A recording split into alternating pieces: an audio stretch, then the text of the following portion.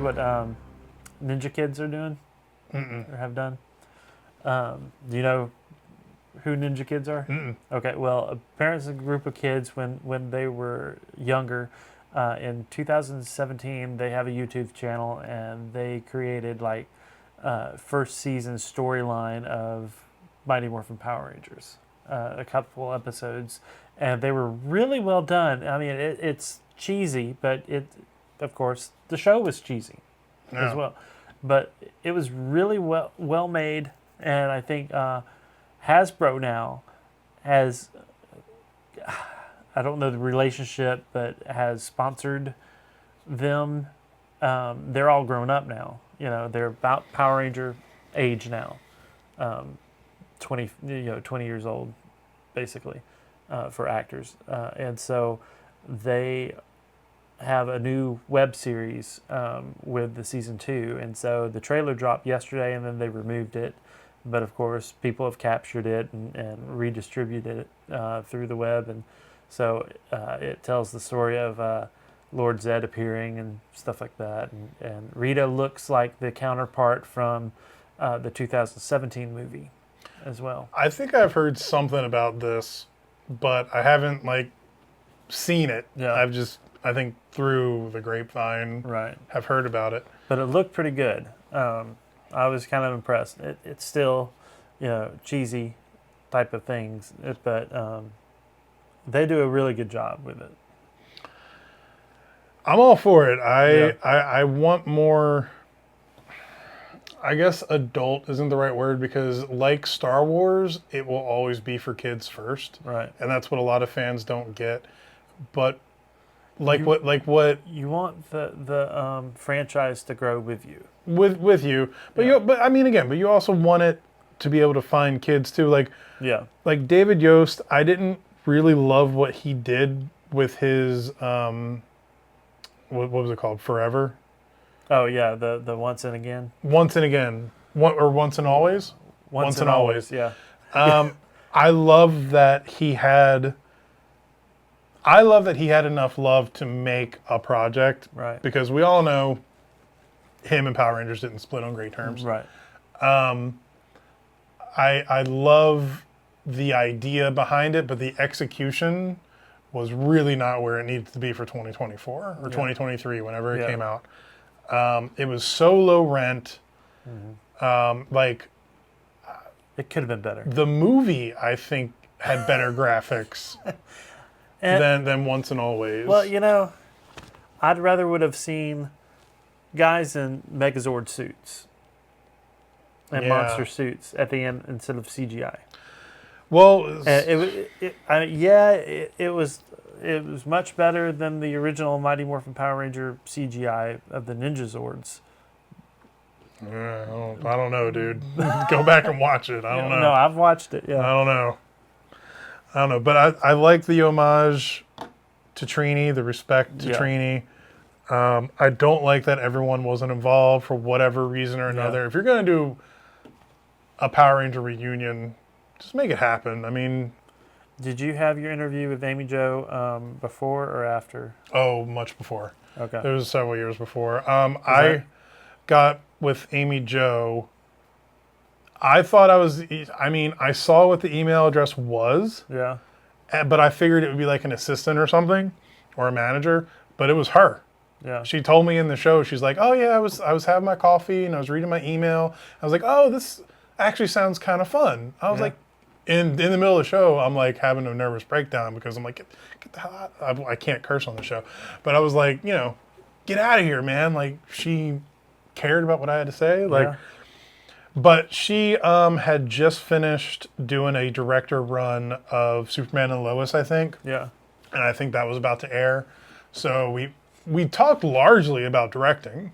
I made sure to barely hit on Power Rangers. I mean, she knows that's going to be a question or two. Right. But especially for my show, dude, I don't like asking questions that you can find literally anywhere else on YouTube. You need to ask questions that are new, fresh, and something that they haven't been asked thousands of times. Exactly. And sometimes that's hard because you want to be genuine. You don't want to seem like it's just carbon copy stuff or you just looked on Wikipedia. But I mean, sometimes that helps. I looked on Wikipedia. I did a little bit of deep diving. I looked at her IMDb. But being a filmmaker, I really wanted to talk to her about film because she's directed, I think, 3 features now. Yeah. And a couple shorts. She's worked on TV shows. So we had a great conversation. Yeah. It turned out to be a really great convo. But yeah, it was very much before. There was nothing in the air about Power Rangers. Gotcha. Yeah, and it was disappointing that that she didn't want to participate in Once and Always. But which is weird because her and Yost are besties. Yeah. But I can understand that she just doesn't want. She has mentioned this before. She didn't want to be in the spandex again, and she's an adult now. She's fully grown, and so she's got that right. But it would have been great to see her, even if she didn't, wear the spandex, Yeah, I don't know that. Well, I guess they did because there were some helmet off scenes, I think. Right. But anyway, it's fine that it's in the universe, I guess. I wasn't super happy with it, and I hope that in the future we get, again, I know it can't be adult, but just like you said, grow a little bit with us and, put a little more money into it than what was put into it. Definitely. Because that's what I was going to say earlier. That's the thing. You can either have CGI 2 or 3 ways: quick, fast, and good.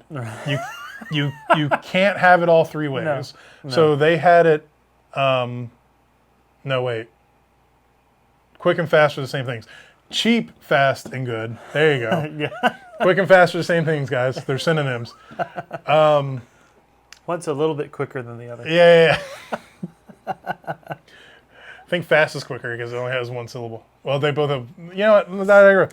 So, obviously, with their CGI, they went with cheap and fast. Yeah.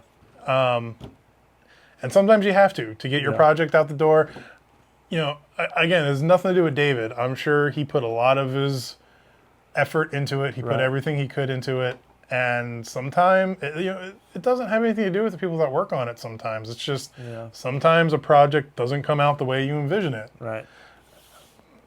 And that's where I leave it. It's just, it wasn't, I'm sure it's not exactly what David envisioned. Right. He probably wanted to do more, but he got to tell the story he wanted to tell. And I'm sure that, because he was making a Power Rangers reunion, that they had to fit it into the Power Rangers universe of what they were doing from the show, from, what they had done so far and what they're going to do after with the next, iteration of the Power Rangers franchise. I guess, yeah. Because I know that the last season... at least I think it was last season, of the whole Power Rangers thing, David Yost had come back for that season. And he was the Blue Ranger.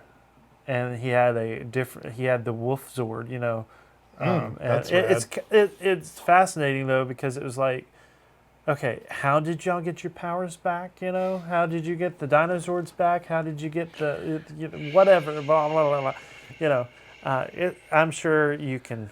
Well, I mean, look at you can figure it out somehow. With respect to my guy, look at JDF. I mean, he came back a ton, and that last iteration with the Master Morpher, which I thought was a really cool concept. Definitely, and maybe that's why And we were able to see him morph into all of his different stuff. Yep. White Ranger power as he's the Green Ranger. Yeah. Oh God.